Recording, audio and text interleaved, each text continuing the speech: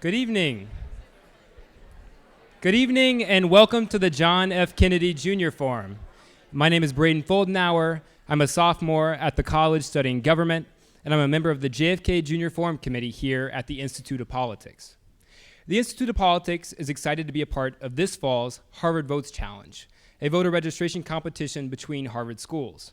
Harvard has partnered with TurboVote to streamline the voter registration process and provide important information about voting deadlines. HKS students can sign up by going to bit.ly/HKSvoter, and all other Harvard students can sign up by going to bit.ly/HarvardVoter.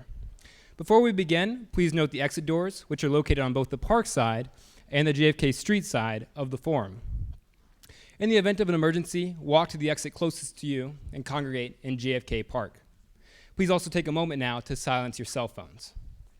You can join the conversation tonight online by tweeting with the hashtag THWhite18, which is also listed in your program.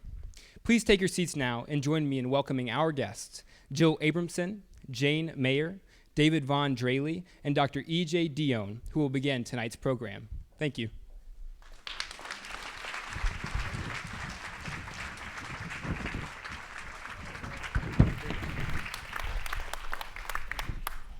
Welcome everybody here tonight. We are in for a real treat.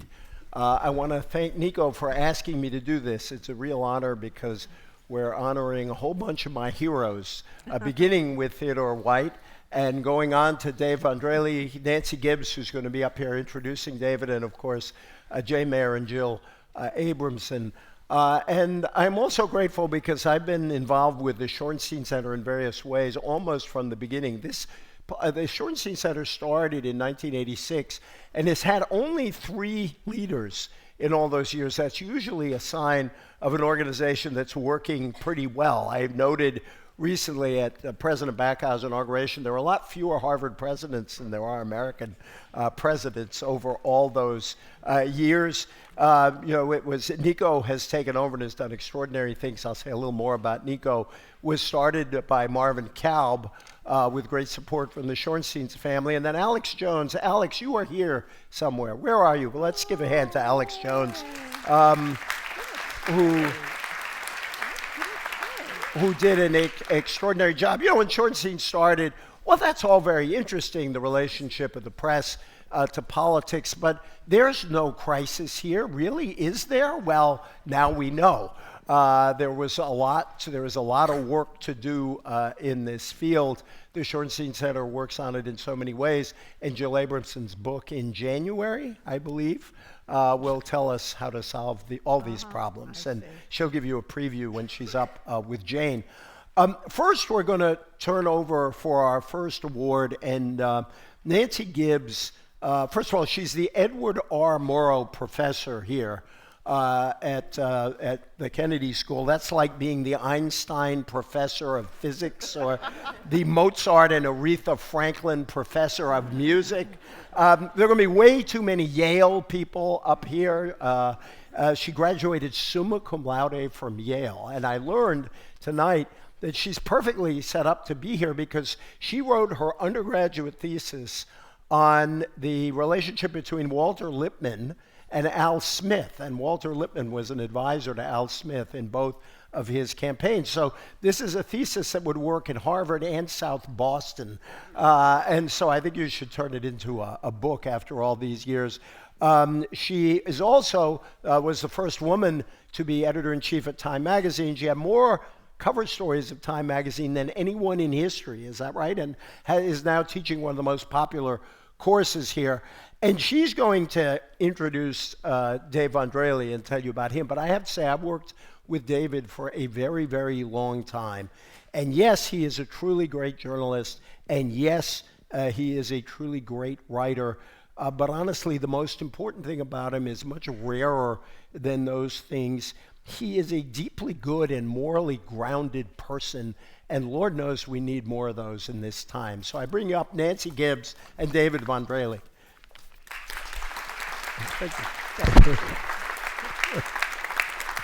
Sweet.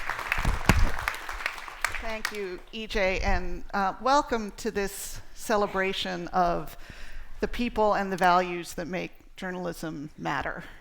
Unlike many of you, I was not lucky enough to know David Nyhan, but I had been here for all of about 5 minutes before I began to discover what I had missed.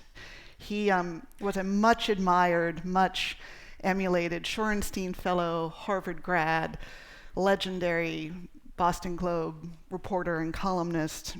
And I think maybe now, as we've come to understand in new ways what it means for people to feel powerless, to feel voiceless, as we see how that damages democracy and poisons our politics, the journalists who spoke to that and who gave people voices and gave them a feeling of power were all the more valuable. His mission and his gift was to fight for people with, as his Globe colleagues said in a tribute, a combination of smarts and heart.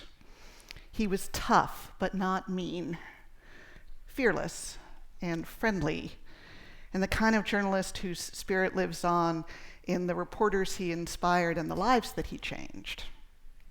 His wife Olivia and his family and friends endowed this prize for political journalism in his memory, and I'd like to ask members of the Nyhan family to stand and be recognized.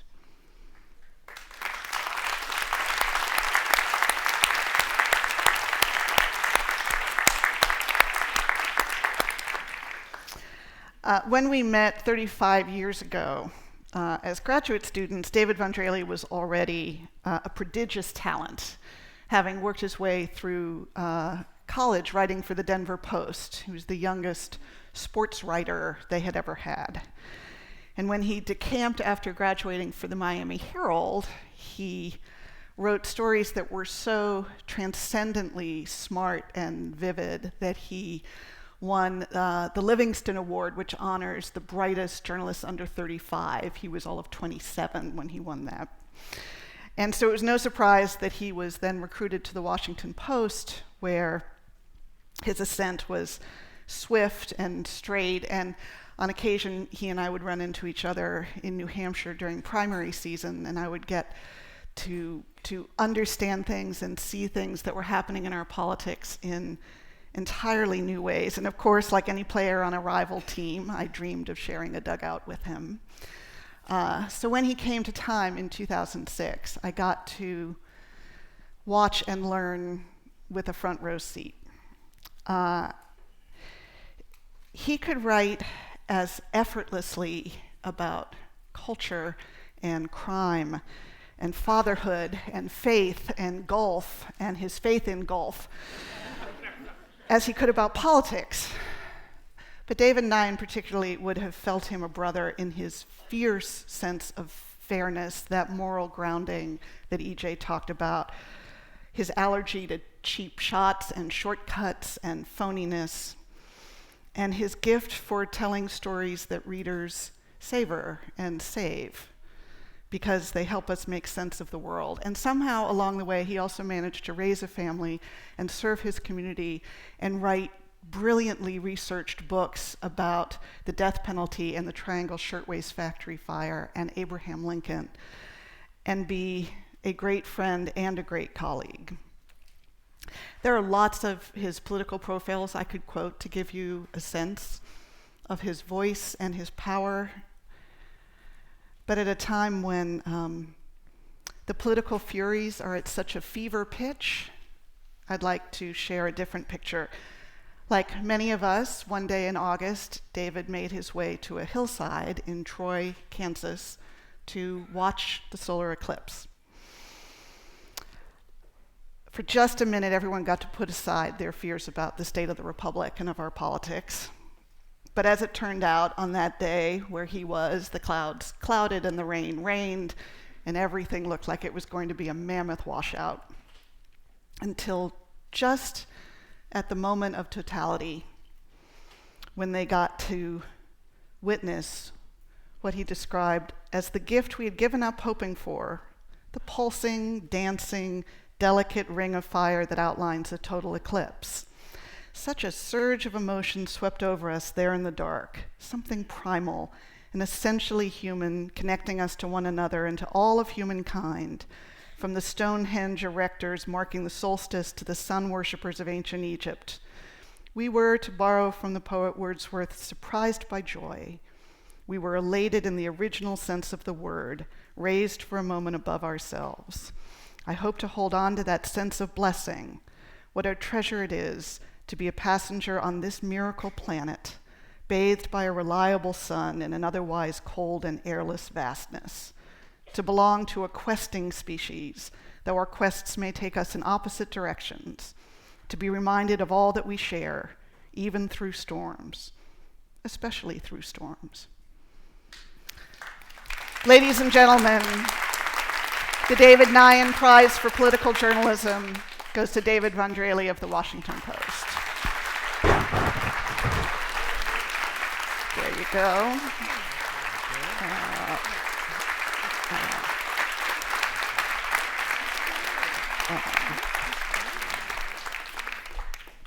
Well, I didn't think she was going to turn it on like that. I know she can, but jeepers.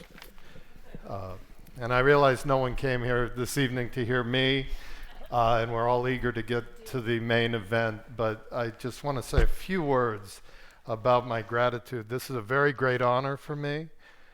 First, because the winners of this prize in the past form a company that any journalist would be proud or dream of joining. Some of them I've known firsthand. I think of Leonard Pitts. I spent a year of my life begging that guy to come to the Washington Post, to no avail. Bill Grider, when I lived in Washington, we used to end up on the subway together with some frequency because his stop was one past mine.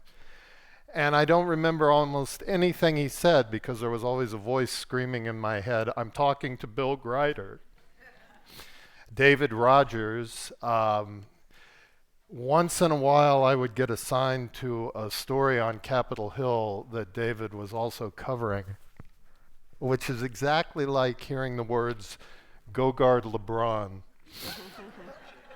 Dana Priest, if you ever think you're a reporter, you need to meet Dana Priest. And Molly Ivins. I almost poisoned her once by serving her undercooked lamb when she unexpectedly showed up for dinner with a friend I had invited over. But the great news is when Molly comes to dinner, nobody notices the food.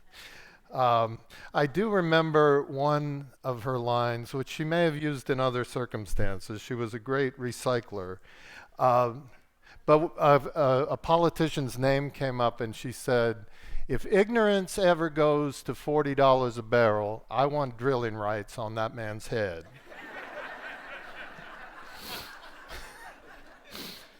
I think of Bob Herbert, Cynthia Tucker, Nat Hentoff, and then others that I've only known through the writing I've read with admiration. But of all the names attached to this award, none reflects more honor than that of David Nyhan himself.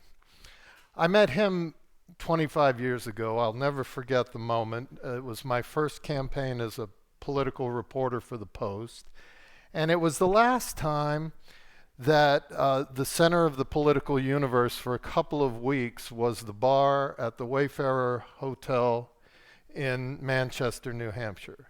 And so after filing each night, I'd go down there and sit in awe, disbelieving that I was there with the likes of David Broder and Jack Germond, Jules Witkover, Johnny Apple, Walter Mears, Robin Toner, Gwen Ifill, E.J. Dionne, Dan Baltz, late lamented Michael Kelly. And one night, very close to the primary, the door opens and a movie star walks in the bar. Everybody stops talking as this tall, good-looking character with a big, confident smile swaggers in right up to the table where the guys from the Boston Globe were sitting. And I'll never forget, he was wearing this fantastic, gleaming black leather jacket. Now, this is a hangout for political reporters. So everybody else is in perma-pressed shirts with frayed collars, cheap sport coats with soup stains on them, knit ties that end about here. And here's this guy in this black leather jacket, and not a dad leather jacket. I'm talking James Dean leather jacket. And somebody leaned over to me and whispered, "That's David Nyhan." Now, Hamlet advises us in Act 2, Scene 2, not to get too hung up on issues of fairness in life. He says, use every man after his desert, and who would escape whipping? Still, it struck me as somewhat unfair that a person who was as smart as David Nyhan and as passionate as David Nyhan, who wrote as brilliantly as David Nyhan, also got to look like David Nyhan. His son Nicholas put it perfectly in his eulogy for his father, which unfortunately was delivered much too soon. David was a beautiful guy in so many ways. His memorial prize honors work that is, and I quote, "a voice for those whose voices are seldom heard." I've been reflecting on that since I heard about this award and trying to weigh that honor against my own work. And I've thought of the many Americans that I've met in recent years who tell me that they vote because they love this country and not because they hate the other party. They tell me that they're interested in solving problems more than in firing up the base. They tell me that they feel disagreement about issues is a sign of complexity and not of ill will. And they tell me that these moderate Americans feel with increasing alarm that their voices are being silenced. So I guess I've been trying to be a voice for them. And this prize encourages me to try harder and try better. And for that, I thank you very much.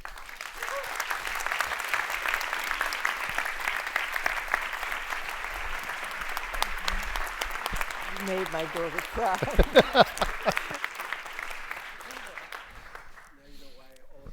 Love David. I got to say, one of the first things I did when I moved here for the semester was get a home delivery subscription to the Globe, and I still miss Dave Nyhan's column, and I wish it were still there.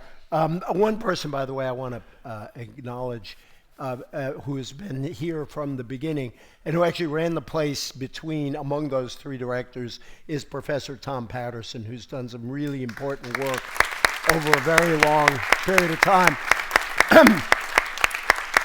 And I love Molly too. One of my favorite Mollyisms is, if you took all the fools out of the Texas legislature, it would no longer be a representative body. So I am here to introduce our panel that's coming up, and I want to do it in two ways. First, I want to talk briefly about Theodore H. White, who is someone many of us grew up on, and who Jane Mayer herself, in an interview recently, said that White was really interested in history, and he was really interested in telling stories. And I feel as if what's fallen out are issues of character and context, fallen out of journalism, and how the little dots fit together to tell something deeper and bigger. I think there are three things that Teddy White did that are particularly important. He took us inside the working of political campaigns in a way that had never been done before. These were kind of mysterious machines to Americans, and he took us in the back rooms. He went out way earlier than anyone else. The fact that there were so many journalists at that bar at the late lamented Wayfarer is because Teddy White had led the way before anyone else started doing that. And that was really important, and he gets a lot of credit for that. But there are two other things he did that I think are not recognized enough. One is he took what candidates say with incredible seriousness. if you go back to his books, you will see long quotations, paragraph after paragraph, from very important speeches. They weren't sound bites, they weren't ink bites, they were very long pieces. And then Teddy White would talk about why these particular statements were important to the country or to that politician. And thirdly, he used campaigns not simply to describe politics, but to describe our country. Politics wasn't something away from or apart from the country for Teddy White. Politics was about the country.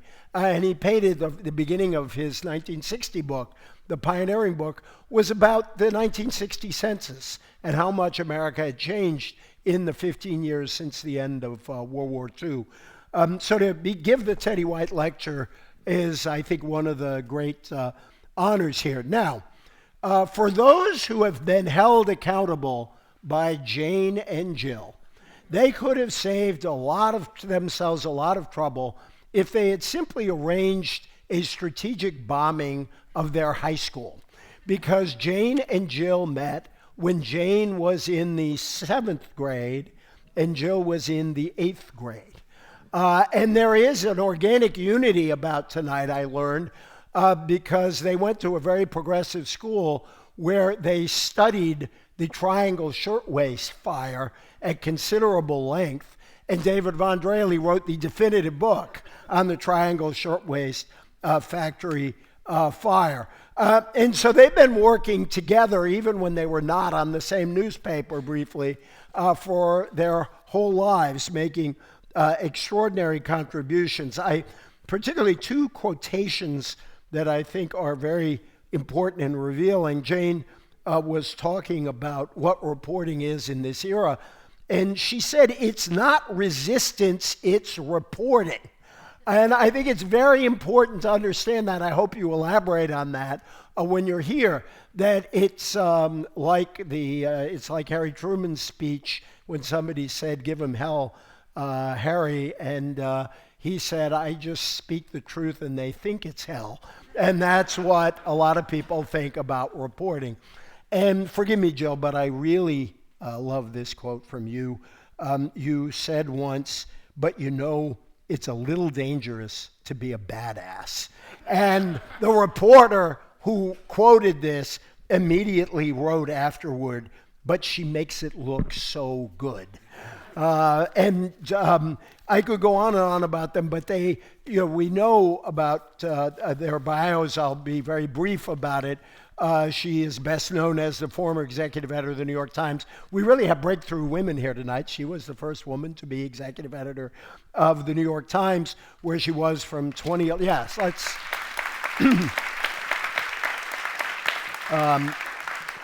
And a great editor at the time. She was Washington bureau chief and managing editor before then. She previously worked at the Wall Street Journal as an investigative reporter and deputy bureau chief, where she also worked with one Jane Mayer. And Jane and Jill wrote a very important book that, unfortunately, if you'll forgive me for that word, has recently become very important again. They wrote Strange Justice, The Selling of Clarence Thomas, in 1994, a book that sadly foresaw an awful lot of what we just went through 24 years later, and I'm sure they will talk a great deal about that tonight. Jane has been a staff writer for The New Yorker since 1995. I love this. She began her journalistic career in Vermont, writing for two small weekly papers. These are such nice Vermont names: the Wethersfield Weekly and the Black River Tribune. Before she moved way up in the world and went to work for the Rutland Herald. And then she became a reporter for the paper where all great reporters came from, the Washington Star, the Post's competitor, my paper's competitor, and then she joined the Journal. She also served as a war correspondent in Beirut. She covered the bombing of the American barracks, the Persian Gulf War. She is an extraordinary person. She is also one of the brightest spirits I know, full of warmth and energy, but all her books have dark in the title, or major books. She wrote The Dark Side, her award-winning 2008 book that's captured in its subtitle, The Inside Story of How the War on Terror Turns into a War on American ideals. And then she wrote the book Dark Money. I just pray that Jane never has the opportunity to write a book called Dark Nation. I hope your work will prevent that from happening. And lastly, Nico Mele, who will be our moderator. Nico has done extraordinary work here. He did extraordinary work before. I will only cite one book Nico wrote, and I commented on this today. He wrote a book called The End of Big. And I walked around the Shorenstein Center and saw how big the Shorenstein Center has become under Nico Mele. And I told him he is either going to have to disown that book or write a new volume called The Big's Comeback. So I welcome our next panel to the stage, Jane Mayer, Jill Abramson, and Nico.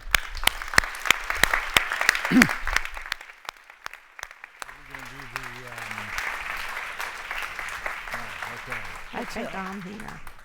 So we're going to just start by presenting, I believe, 2 awards. Ladies and gentlemen, these are the 2 most consequential journalists of our time, and so please join me in honoring them with a round of applause, please. Thank you.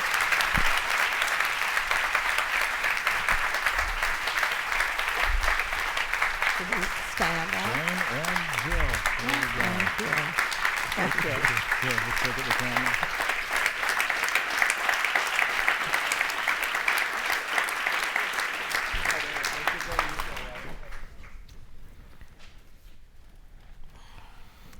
So usually the T.H. White is a lecture, and this year we decided to do something a little different. Jane and Jill wrote an incredible essay. It is on the Shorenstein Center's website, shorensteincenter.org. I encourage you all to go read it. And instead now I have the privilege and the absolute terror to have to ask these 2 incredible, legendary journalists some questions, perhaps a difficult question or 2 about their essay. And I actually just wanted to start with you together wrote the definitive book really about Clarence Thomas's confirmation and the Anita Hill hearing. And you write in this essay that we just published, you write, "This moment of inflection has been long coming. For us, the Brett Kavanaugh confirmation process was literally history repeating itself." And I just wanted to hear you talk about that, about how that feels and what that means, and how the same in some ways it must feel. I mean, to say it was a flashback is an understatement. The second that Christine Blasey Ford made her identity known and was interviewed in the Washington Post, I had the immediate sense of history repeating itself, because like Anita Hill, she had initially not wanted her identity known, but her story kind of began to leak out in the press. Reporters were camped out exactly like Anita Hill. And the other thing that was striking was, over just the space of a few days, she felt the call of citizenship. She felt a duty to report information that she felt was vitally relevant to someone who was going to get a lifetime appointment to the Supreme Court. And she decided to come to Washington and tell her story. And at that point, seeing the minute the Senate Judiciary Committee said there were only going to be 2 witnesses, Dr. Ford and Judge Kavanaugh, I just knew this is absolutely, going to be what happened to Anita Hill. Maybe I thought after the Me Too moment, that the senators won't, the Judiciary Committee was famously all male and, asked, just horrible questions of Anita Hill. So I had a sense that they were going to find a way to not be on the line. So when the female sex crimes prosecutor was chosen to ask the question, I thought, okay, they're hiding behind her skirts for sure. But the fact that it was only 2 witnesses was so important, because with a lone accuser and by having no one else, I mean, over the days preceding the hearings, there were corroborators.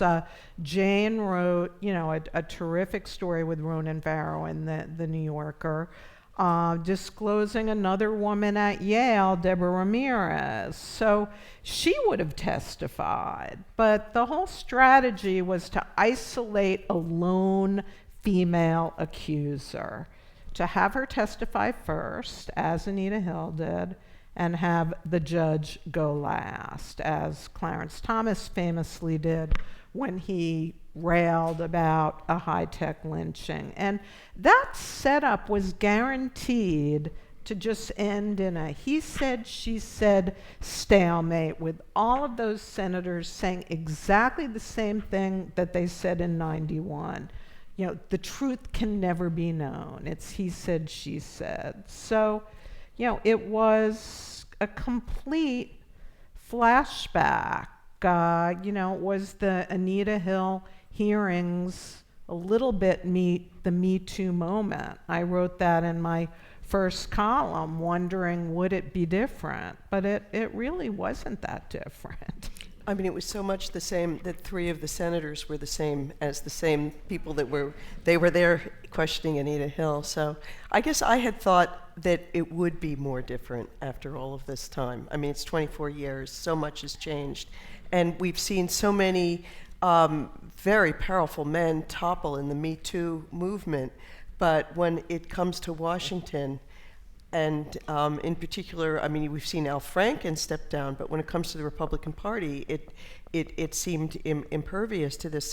So for, since we're here to talk about journalism, what it set up again was a situation where the process that we were watching, the political process, was not about finding the truth, which then sort of put, just welcomed in reporters. We were the last line there to try to figure out, well, what is the truth really here? And we were madly reporting. Ronan and I were, and several other reporters were out there calling up everybody in these people's pasts to try to figure out which one of, what is the truth here?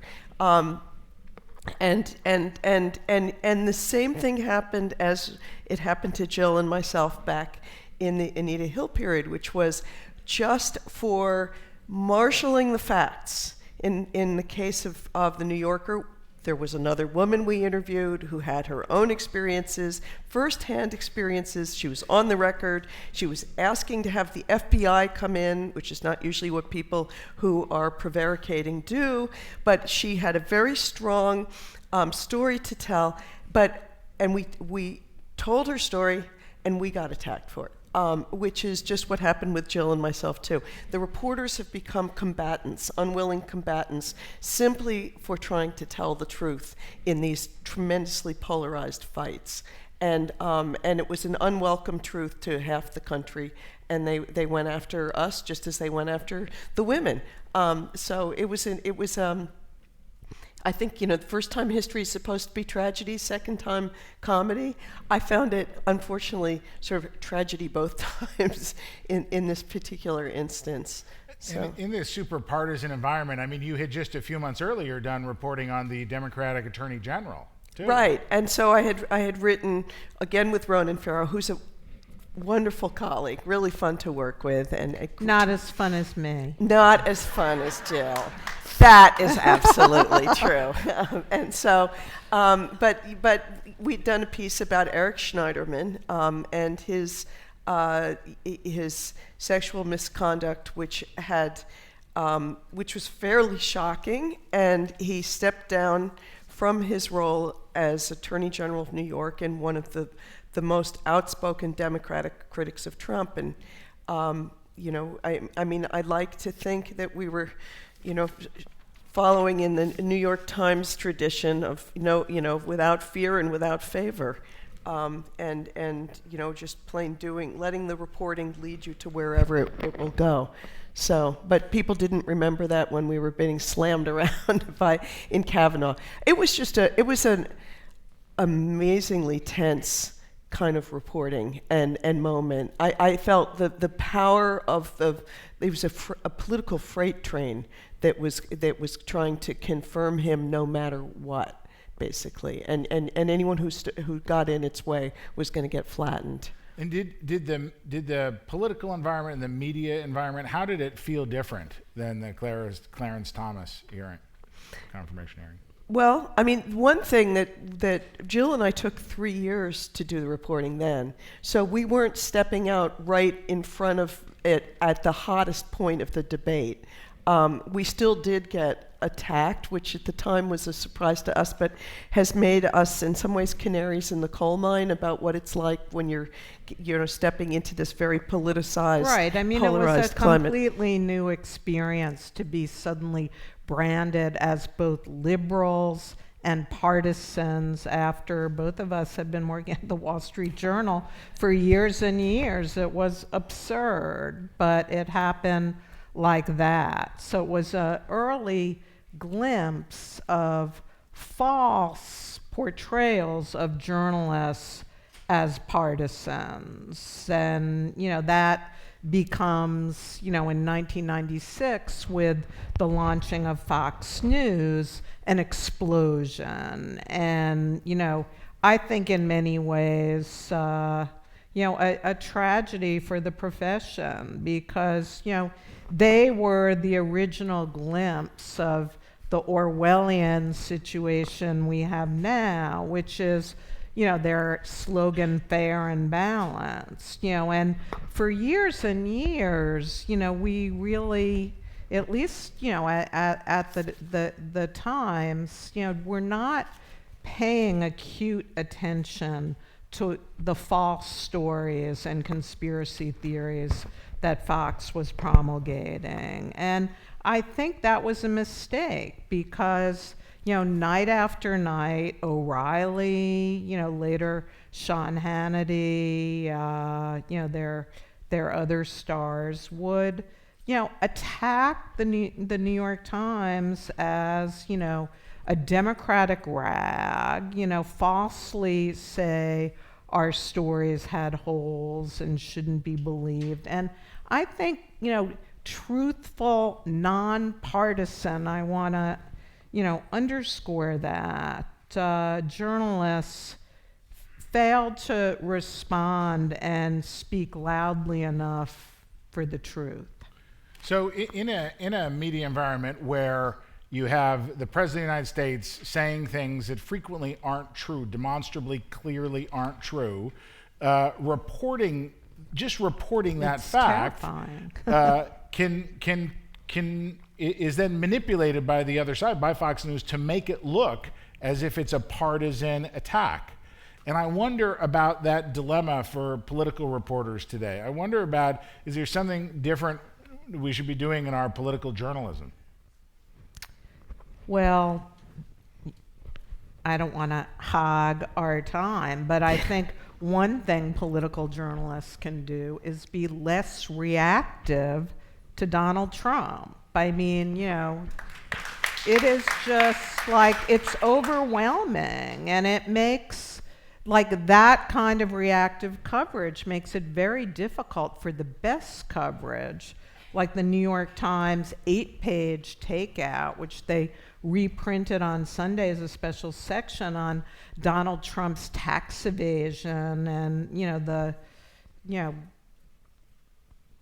really, disgusting way that he acquired, his millions and evaded paying, gift taxes on, hundreds of millions of dollars from his father. But that story didn't really have a chance to fully pierce through because, everything is reactive to Trump. Or when, the Kavanaugh nomination fight was a very important story, but it swallowed up all the oxygen. And that's the way the news cycle works now. It doesn't leave a lot of space for the original reporting that's just vitally important to the public.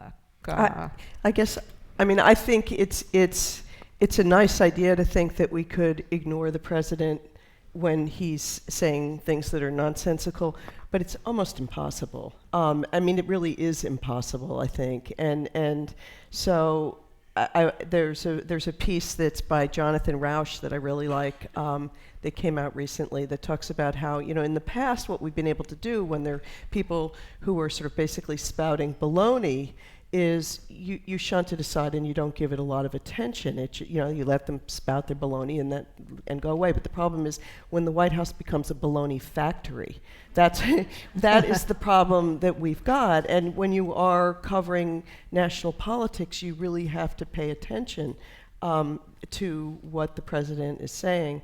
And it's not just a Trump problem. I mean, I covered Reagan, and I was there for the Wall Street Journal. I was their White House reporter, and I was there when the Iran-Contra affair happened. And I realized when that broke that we'd been sitting there like stenographers, just jotting down what he said every day and what the sort of official line was, and missing the actual story, which was the Iran-Contra affair.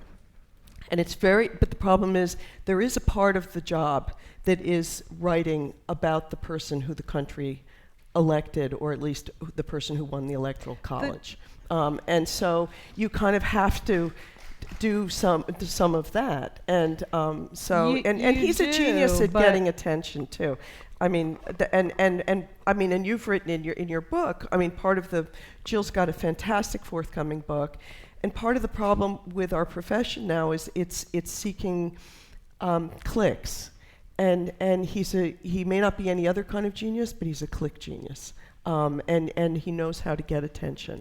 He does. And, the thing about thinking about the upcoming, midterms are almost over, but the 2020 campaign is, people called the 2016 campaign the Facebook election. Social media was becoming dominant. And, you see in the way the president uses Twitter that he is, probably the most skilled president I've ever seen at going over the heads of the traditional news media and speaking directly to the public and lying directly to the public. But what's discouraging to me is to not see the lies called out enough. And, it's kind of, I think, past time that we have this debate about whether to call his lies lies. They're lies. And they get picked up. I was just looking at a story today that showed, a blatantly false thing that Trump had said at his rally, crazy conspiracy thing where he claimed, of all things, that Hillary Clinton was the one colluding with the Russians. And NBC News on their Twitter just picked that up and echoed it. Later, they amended it saying, evidence-free or something like that. But it does get, sort of recycled into the mainstream news. And, that USA Today op-ed, do all of you know what I'm talking about? They let President Trump, who likes to communicate directly, write an op-ed again filled with false statements and lies. And, I understand the dilemma, at the times if, President Bush or President Obama, I had nothing to do with the editorial page, but, when they would occasionally want to write something, you were very tempted to run it. But this had no value. It was anti-value. But I think that's why he does it. I mean, I think it's a mistake to look at Trump's lies as just accidental, or that he doesn't know the difference, or any of that. I think it's a strategy. And the strategy is to make the public confused about what's true, what's not true, make the public doubt all sources of information, including the legitimate press. And I mean, it's a strategy we've read about. Anybody who's studied authoritarian regimes will tell you that the idea is to make the public basically so jaded that they don't know what to believe, so they believe nothing. And then they basically give up on the process. And I think that's we have to understand that just busting him on the lies isn't actually quite enough. You really have to take apart what he's doing with those lies, which is undermining the fabric of democracy. The idea that there are facts that the public needs to know in order to be able to make informed decisions and vote. And so it's a really pernicious process. And Jill and I, when we were writing this piece together, came to the conclusion that, for years, those of us in the press have sort of thought we didn't want to be combatants particularly. That's not why you become a reporter. You become a reporter for many different reasons. In my case, because I loved history and storytelling. But we are sort of unwilling combatants. And we had thought for many years that all you had to do was let your work speak for you, and that was good enough. But I think what we're feeling is we need to speak up for what we do and why it's different from what the politicians are doing at this point, and for why it's different from what Fox News is doing. It's not propaganda, it's not resistance, it's reporting. And it definitely isn't the left alternative to Fox News. I mean, and there may be left alternatives to Fox News, but what we're trying to do is truly understand, talk to all sides, tell whatever the best available version of the truth that we can get. So when we did the book, Strange Justice, about Clarence Thomas and Anita Hill, if Clarence Thomas had turned out to be telling the truth and Anita Hill had been a fabulist, of course we would have written it. That's what reporters do. It didn't turn out to be that way. And the same thing in the Kavanaugh confirmation hearings. If it had turned out that Christine Blasey Ford was speaking to you directly with a straitjacket and imagining the whole thing, and you could prove that, we would have written it. But again, the country's got to believe that somebody out there is really trying to get the objective facts, and that is really what the press is trying to do. And what about when, like Jill, you mentioned the New York Times investigation over Trump's taxes, and it feels like in any other time, that was the kind of news story that would have taken down a president, or would have led to hearings or an investigation, and yet it almost prosecution. Yet it almost kind of immediately disappeared it felt like it disappeared almost immediately from the discourse. It's, again, I mean, I don't want to sound like a troglodyte. I think, the internet has done fabulous things in democratizing information. But, this news cycle where everyone expects to know the news the instant it happens, people are overwhelmed. There's so much of it. So much breaking news. I mean, how many news alerts have some of you gotten while we've been on this stage? A lot. And it makes it difficult for, even pretty well-informed readers to discern what's important and what's not. And, sometimes I open, any of the major news apps, and, the first 7 things are various Trump stories, not at all on the level of what the New York Times published. But it almost crowds out any other important investigative work.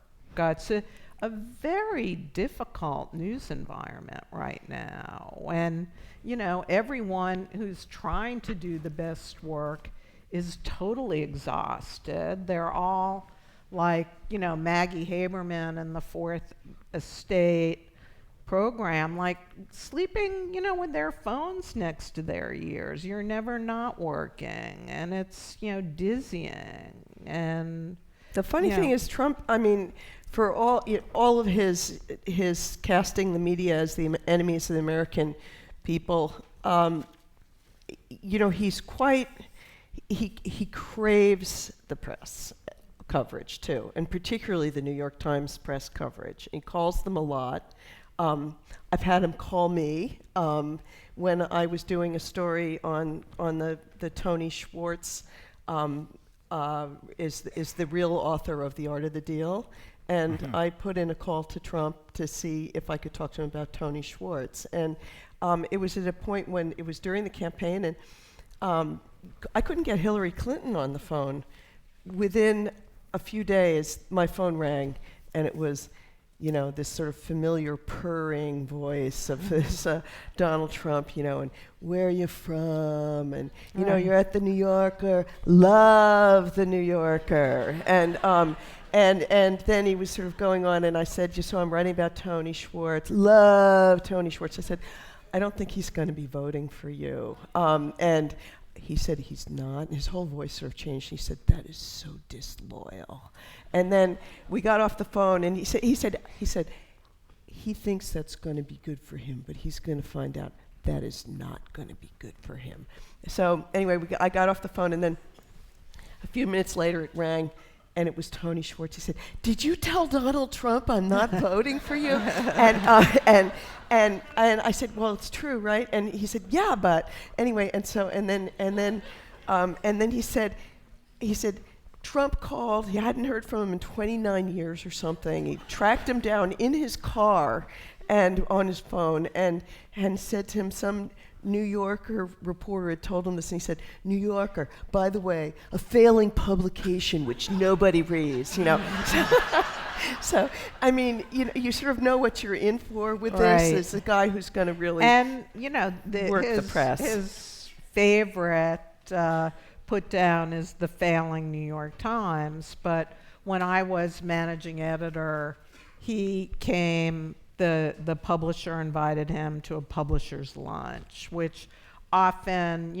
prominent New York politicians or business people are sometimes the guest at lunch. And he was so in awe, like he couldn't believe he was inside the New York Times building. And he brought, I remember, Donald Trump Jr. with him and said, I wanted my son to see this place. And, just was so over the top in his praise of the Times and how important it was. And of course, the ultimate irony for the failing New York Times is that Donald Trump has been the single best solution to its challenged business model.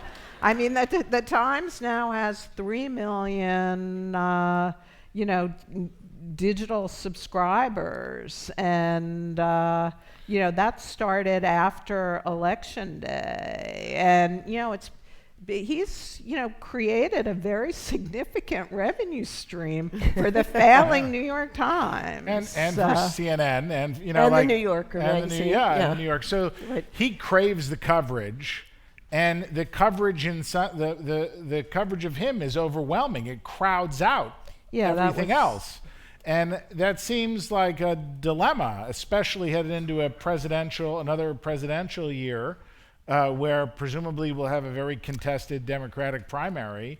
I mean, that's a big problem on television, especially cable news, which covers the campaign most intensely, is it thrives off of argument and controversy. I mean, I do a little bit of TV appearances, but I think, like they wrote next to my name, will not fight. They want you to get on there and just be caustic and fighting. And I think, a problem, and we wrote about this in a couple of lines, in the lecture, is I think it's a real mistake for political reporters for great news organizations like the New York Times and the Washington Post to go on those cable shows and be on panels sitting next to party officials, partisan consultants. It's just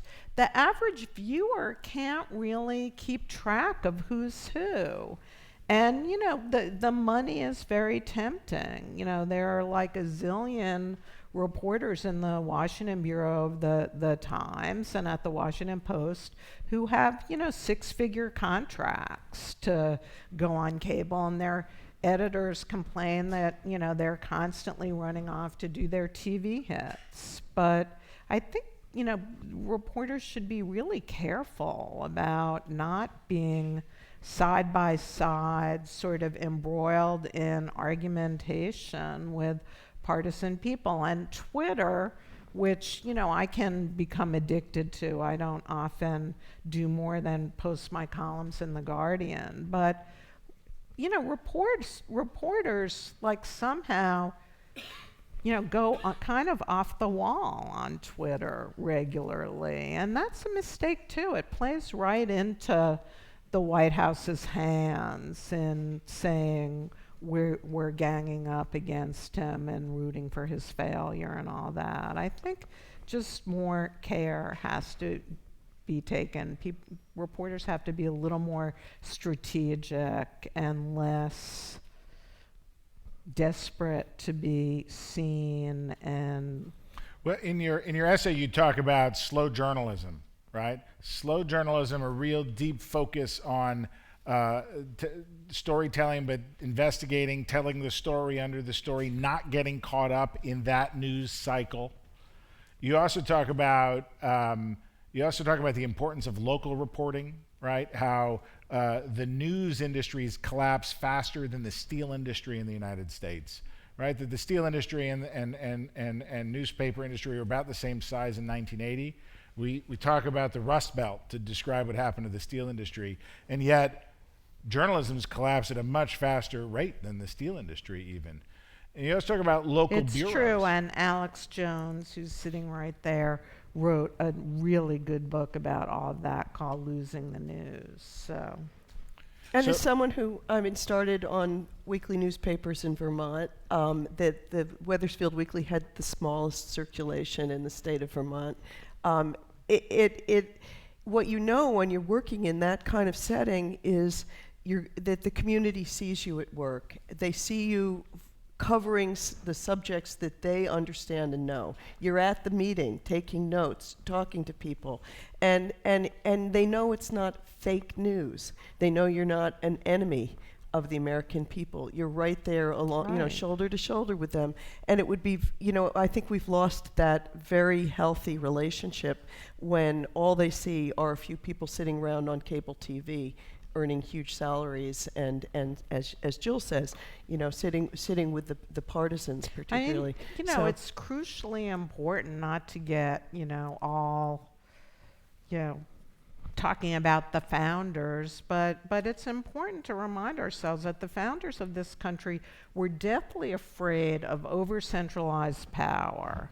And the First Amendment is first for a reason. They envisioned a free press as the bulwark against overly concentrated power and holding power accountable. And, I think that that seeing the watchdog function, especially at the local level, weaken is terrible and is like strategically a business mistake, because in the world we live in now, Facebook and Google hoover up, nearly 70% of advertising. So not only is print advertising disappearing, but Facebook and Google are eating up the new digital advertising. So that leaves only one source of viable income for news organizations, and that is your readers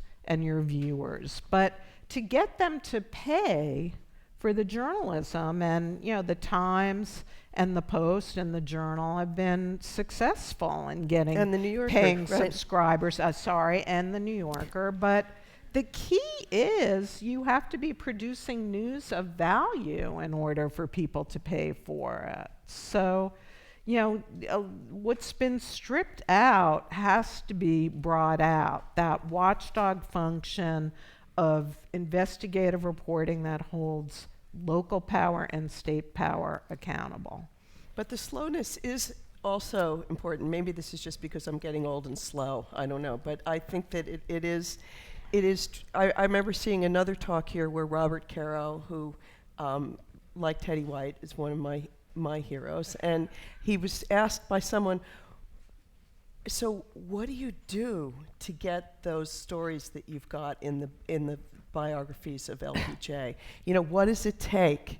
And he said the one thing it really takes is time. You go back to people again and again and again. You sometimes, as a reporter, you can tell they know something. They're not really telling it to you. That you just, it's like this puzzle that you're sort of teasing it around in your head, thinking, how do I get that? Who do they know who might know something about it? It just takes time, and you go back again and again, and eventually you get the real story. But but the technology today is all geared towards instant everything, and so people are not getting it. Data focused too. I mean, we learned that election night, 2016. We in terms of political reporting, Nico, which you were asking about, we've got to go back to the David Nyhan and David Broder and Dan Baltz, who's here, tradition of getting out in the country and talking to voters. Because even just getting out with the candidates, they're so cosseted and removed, and the press pool and campaign plan are kept, far away, but they're kept far away from the voters too. I mean, covering both Hillary and Trump rallies in 2016, it was hard to get out of the Pendon area to talk to the voters. And the Miss story in 2016 was this incredible wave of anger among white voters in the middle of the country, where too few of us were spending enough time. And that's I envied Teddy White for, in 1960, he had such a close-up and was, sitting in the car with Kennedy and, actually witnessed this incredible moment in the West Virginia primary when he's with Hubert and Muriel Humphrey, and their campaign strategist tells Humphrey, it's looking bad and you've got to get some TV spots on the air. And Humphrey is kind of looking like, oh, I don't think, we don't have the money. And Muriel Humphrey goes into her purse, gets the family checkbook, and writes a check. But that's the kind of thing like we would kill to be able to see, that you just don't get that kind of human proximity. But, spending enough time to at least really delve into, who the candidates are is so crucial. And at the Times in 2008, I championed a series we did called The Long Run that took a key moment in the lives of all the candidates. For Romney, it was like his missionary years in France. For Obama, it was his relationship with his mother. I mean, those kinds of deep stories, they take time, as Jane was saying, but they end up being the ones that are revelatory and important for voters to understand the character, the true character of the candidates. And the Post did in 2016, I thought, a fantastic series just examining closely one decision that the candidates made that was revelatory. And the best one was about Trump's decision to do the Apprentice TV show. And Mark Cuban came to see him, and surprise, surprise, he said yes in less than half an hour and consulted nobody. But those are, stories, they're the ones, we fear get overwhelmed by just whatever the controversy of the moment is, or reporters don't have enough time to work on them. I want to ask you a follow-up question, but first I'm going to say that this is my last question. I'm going to open it up to questions from the audience. We have 4 mics, 2 on either side here and then 2 up there. So I'll ask this question and we'll open it to the audience. And so I just want to go back to that. Why don't candidates let reporters in that close anymore? Like, there's something about the way political journalism evolved that turned it into more of an antagonistic almost relationship. And I think part of what makes Trump appealing is that he appears to be totally accessible. I mean, and look at, Leslie Stahl did a very close-in interview, which I thought she did a terrific job. But it was interesting. He kind of held his own no matter what. He was impervious no matter how many ways she kind of went right into his face with, with facts and with questions. So very few candidates really want to subject themselves to that if they can avoid it. I mean, for years, with Reagan, with Nixon, with many others, they would try to go over the head of the professional press corps and take questions from far out in the hinterlands where people were not experts in the subject matter in order to keep the questions soft. So, the Trump White House has opened up the Skype seats in the White House press briefing to outlets all over the country, smaller outlets.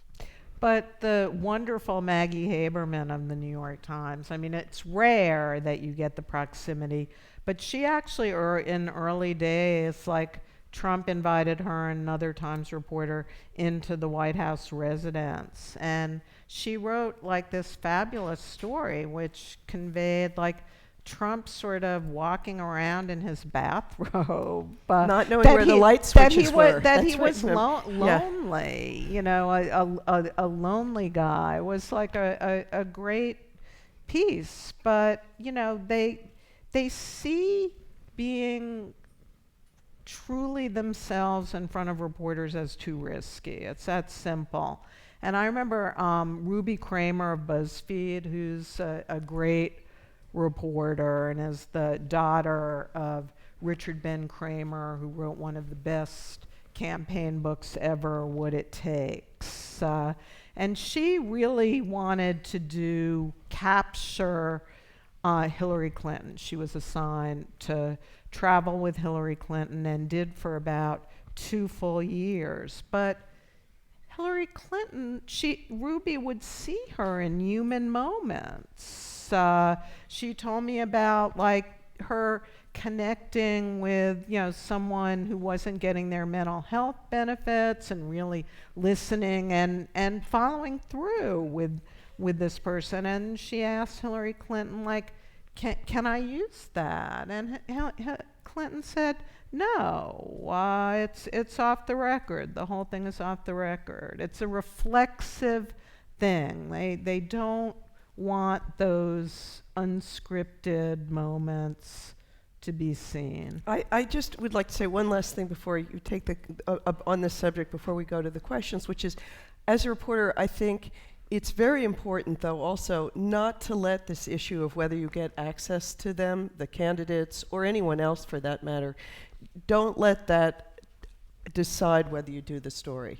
Because otherwise you're handing off way too much editorial power to the people who are in power. And I think you've got to go and get the story. If you see a story, do it anyway. Report around them if you have to do it. I was doing a piece on Mike Pence the summer before this, and there was just no way, no matter how many times I asked, that he was ever going to give me an interview.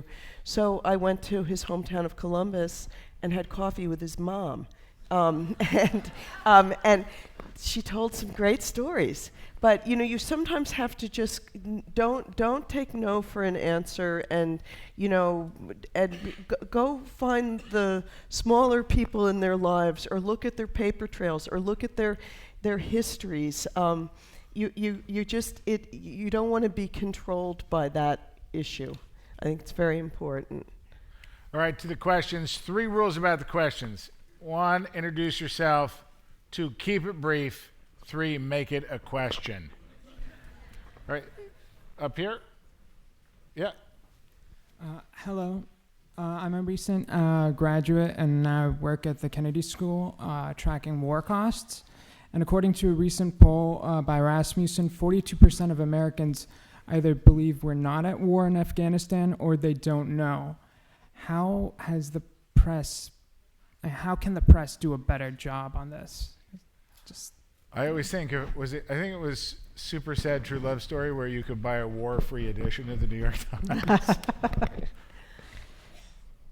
You know, I think it's probably a reflection partly of the incredibly fuzzy lines that we've had about what's war and what's not ever since 9/11. So we have an authorization to use military force that people don't really understand, and a declaration, a non-congressional declaration of war that pretty much makes the whole world a battlefield for us wherever there's terrorism. And so it's a really good question, and I think it's a really important issue. And I think you're right to ask it, and we should, think more about how to address it, because these wars go on and on and on. And I think you're right. The public's confused, and I think we're all kind of confused by it, and it's worth shedding some light on. So. I think too that Facebook is programmed to give you back things you like. And while, a certain portion of the Facebook's 3.1 billion worldwide audience is interested in serious news, what most people love is sort of happier news that's shareable, and that's what Facebook most likes to. They want everyone to live on their news feed and comment and share, and I would suspect that the war in Afghanistan does not rate high. Right here. Hi, I'm Tim Devine, a recent graduate of the college. Ms. Meyer, earlier you said that the work doesn't sufficiently speak for itself, and Ms. Abramson, you used the adjective Orwellian. George Orwell, of course, told stories in nonfiction and fiction modes. Fake news, I might be referencing actually research by the Shorenstein Center here. Fake news travels faster online than regular news. Is there a point of speed of information technology at which point telling the truth just doesn't work the same way anymore compared to fiction? I hope we haven't gotten to that point that, facts don't matter and, reality is fictional. I don't think we're near there yet. But the problem about fake news isn't just the speed at which it travels, but it went viral. Fake stories perform better in 2016 in terms of reaching, millions of people than real news. And, I think, inevitably, I am skeptical about whether Washington, which is in a complete deregulatory mindset under Republican leadership, is actually going to hold the big tech platforms accountable. But in my view, Facebook is the biggest publisher the world has ever known. And, they're beginning to make progress in policing some of the content that appears. But, I've been reading this week, there's plenty of fake news still circulating. And, the issue is it's going to take human beings to, really help police and get rid of the tainted, completely conspiratorial wrong stories. And, Facebook doesn't want to, employ but a few real journalists or editors or all of the professional people you need to discern. So until that happens, I think, it's sort of going to be a sewer full of, lots of really icky things. I mean, I think it's long been a problem. You think of Mark Twain saying that a lie goes halfway around the world before the truth gets its boots put on, whatever. And so, I mean, I think people have always loved a really outrageous lie. And we just happen to have a new way of spreading them. I guess I'm more optimistic that in the end, the truth wins, I think, because it is the thing that stands up to everything else. It's, whether it's in science or whether it's economics, when you say trickle down is going to work and it just doesn't, people begin to see. It takes time. Again, it takes time for people to catch up with the truth. But I feel that it wins out, and it's basically, I feel it's worth fighting for, which is sort of what we're doing every day. To just get those facts out there, and I think they'll win. So. All right, this side. Hi, my name is Meena Venkataramanan, and I'm a sophomore at Harvard College, and I'm taking Jill Abramson's seminar here. So my question is, could you discuss a little bit about the challenges of covering the Me Too movement and covering sexual assault and harassment survivors, especially when you have cases like a woman from Project Veritas trying to derail coverage at the Washington Post, or even your colleague Ronan Farrow being discouraged by NBC to publish findings? Could you talk about the ways in which you have to deal with power and false sources coming to you and trying to distract from the truth and the facts?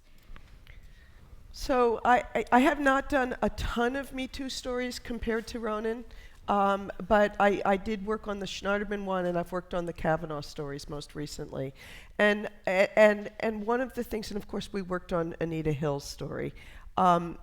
When you get into a situation where it's one person's word against another, which many stories having to do with sex wind up being, it all comes down to credibility, basically. I interviewed Anita Hill about this recently, and she said, one of the reasons that she thought that the Harvey Weinstein stories took off the way they did was the credibility of the accusers. The American public looked at Gwyneth Paltrow, and they said, okay, she's beautiful, she's rich, she's successful, she doesn't need a thing from Harvey Weinstein, and she's still saying this.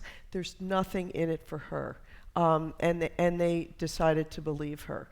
And what Anita Hill was saying is, we need to make the public understand the credibility of accusers who are not as perfect as Gwyneth Paltrow.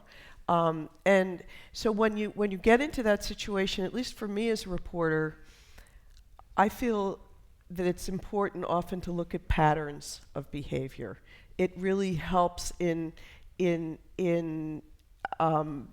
sort of strengthening the credibility of an accuser. It helped in the case of Anita Hill that there were other people who remembered things very much like what she remembered. And so many people, as Jill and I found out during 3 years of reporting, so many people at Yale Law School who remembered Clarence Thomas as just a huge aficionado of pornography. Just the opposite of the way he described himself during the hearings. So looking for patterns of behavior is one of the things you do as a reporter. And when I was working on the Eric Schneiderman story, there was one woman I was talking to who actually came to the New Yorker, and I said, when we have 3, I think we can do a story, but I think it's going to be really hard for you to take on the Attorney General of New York State unless you have some company. And so we started looking, and it took no time to find 4. So, yeah, and in terms of Project Veritas, I think that, just to underscore Jane's optimism, which I share, that the truth will out. I mean, Project Veritas, they tried to, in the Alabama Senate race, trick the Washington Post with, a woman who came with false allegations against Moore. And the Washington Post reporters were so good, they sniffed it out. They did not fall for like a planted bad story, which, It's scary though. You're It out is there on a high scary. wire. I mean, when I was a really young reporter at the in Washington very early on, I remember I had a front page story about somebody who confessed. He was the town arborist, confessed to taking bribes, and it was splashed across the front page. It turned out he'd made the whole thing up. He just wanted attention. And so you know, luckily over time you sort of develop some antenna about these things, but it can, you're out there and you've got to be careful. So. Charlie Freifeld from Graduate School of Arts and Sciences. Thanks for persisting in telling the story and the truth. I was wondering if you pay attention to the phenomenon that's allied to this, but sometimes goes under the radar. I was watching C-SPAN this morning. They have the call-in, and the moderator took a break and read from a newspaper, as they often do. He was reading from the Washington Post, and he read an article that said, Senator Warren revealed the results of a DNA test showing that she had some American Indian heritage. Right after that, he put on the screen a headline from Breitbart News, which said that the Cherokee Indian Nation was infuriated with Senator Warren for claiming tribal membership, which of course she didn't, and something about a leftist conspiracy that was a sub-headline. What do you do about things like that, where there's somehow C-SPAN, which is supposed to be neutral, is putting Breitbart next to the Washington Post? Well, I mean, it's distressing because it creates the very kind of false equivalency that we were both, so disheartened by and wrote about in this lecture. I mean, I can't see why, Breitbart should be seen as a legitimate news source. Especially when you It's think, not. remember what Steve Bannon said about his theory of journalism when he was running Breitbart, which is what you have to do is just flood the zone with shit. And his idea is just get people so confused about what's true and what's not true. I mean, the truth is, though, in this case, is that I think that there was a Cherokee official who did dump on this DNA test. It's just a shame that they used Breitbart's version of the story, and you could certainly call up C-SPAN and yell at them about it and shame them about it. I'm all in favor of a little shaming here and there. So. Hi. I'm a high school senior from a local public school, and I was just wondering, the two of you were talking about going back to traditional journalism in order to establish news of value, like investigative and slow journalism, but how effective do you think that will be in the 21st century if we've already abandoned it? And what kinds of modern journalistic strategies would you recommend for young journalists who don't have a very patient audience? Stories. I just think the human race is geared towards an interest in stories and from the time we're born, basically, and what happened next, how did it happen, what did the person do something right or wrong. We're interested in each other, in other characters, and in the big issues that face us as the human race. And I just think if you tell a story, you'll grab your audience. And the mistake is to get too far away from that.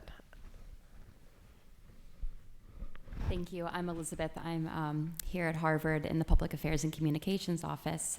My question to you, and thank you so much for being here tonight, is what role journalists have in not just writing the news, but promoting the news and the truth, in being advocates for the truth. It's a very strange place to be, where you're unbiased, but also have an agenda to promote the truth and to promote facts. And what creative ways have you seen some news organizations doing that, getting their news in front of people? As you said, people don't want to read certain sorts of stories these days. How do we get the truth and that information in front of people in a 24-hour news cycle of all sorts of information? Thank you. Well, first thing I wanted to say is the honor is all ours. And, Jane and I are so, gratified and thrilled to get this award. I have seen some, to answer your question, news organizations have been creative. I mean, the Times, during my tenure as managing editor and executive editor, had almost no money at all to spend on marketing because, things were really tight. And they had I thought, a very good advertising campaign that was just like the words "the truth," like huge, like on the Academy Awards and the Super Bowl, and they're starting to do more of that. I think the day, that, the Boston Globe and other newspapers banded together and did op-eds about the value of digging out the truth and reporting the truth is a good step. But there has to be, truth has to get louder.